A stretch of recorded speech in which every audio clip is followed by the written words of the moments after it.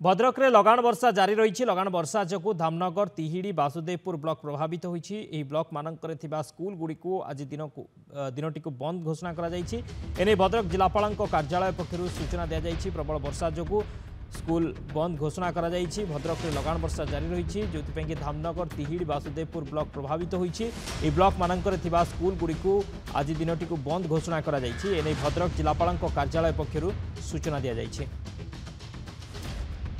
भद्रक जिलापाल कार्यालय पक्षर सूचना लगाण वर्षा स्कूल बंद घोषणा करा जायछि। धामनगर तिहिड़ी बासुदेवपुर ब्लॉक विशेष भाव में प्रभावित होइछि।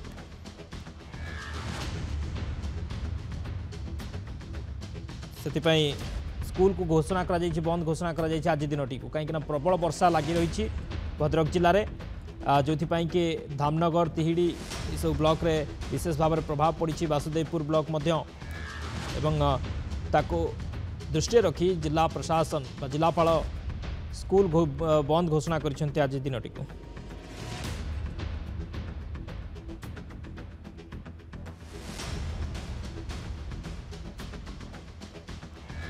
भद्रक रे लगाण वर्षा रे बेहाल धामनगर तिहिड़ी बासुदेवपुर ये तीन ब्लॉक रे स्कूल छुट्टी घोषणा करा जायछि। आज दिन स्कूल छुट्टी घोषणा करा जायछि। प्रबल वर्षा जो जिलापाल घोषणा करिसेंती स्कूल छुट्टी घोषणा करिसेंती। बाबाजी पाड़ी आरडी रिपोर्टर आम सहित फोन लाइन रही। बाबाजी कौन सूचना रही वर्षा किभली रही धामनगर तिहिड़ी बासुदेवपुर जो कि स्कूल घोषणा छुट्टी घोषणा करा जायछि जिला प्रशासन पक्षर? देखो जदि आम देखा गतकाल ठारू जो लघुचाप जनित लगाण वर्षा लगी रही आज दिन तमा लगाण वर्षा लगी रही।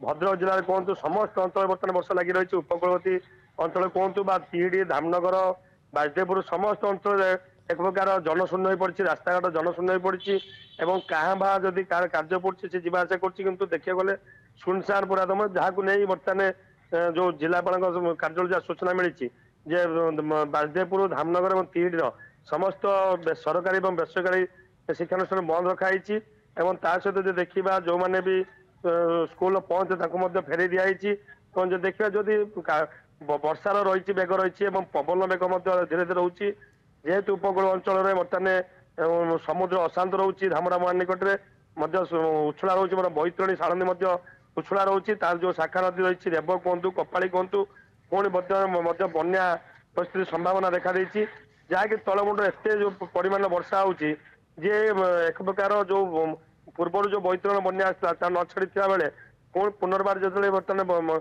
नदी उछलुची निश्चित भाव चाषी मैंने आतंकित हो पड़ते जो रुआ बेषण करते चाष कार्य जो जहाँ धान तली पकई सी संपूर्ण उजड़ी जा बस। ओके, बहुत बहुत धन्यवाद बाबाजी समस्त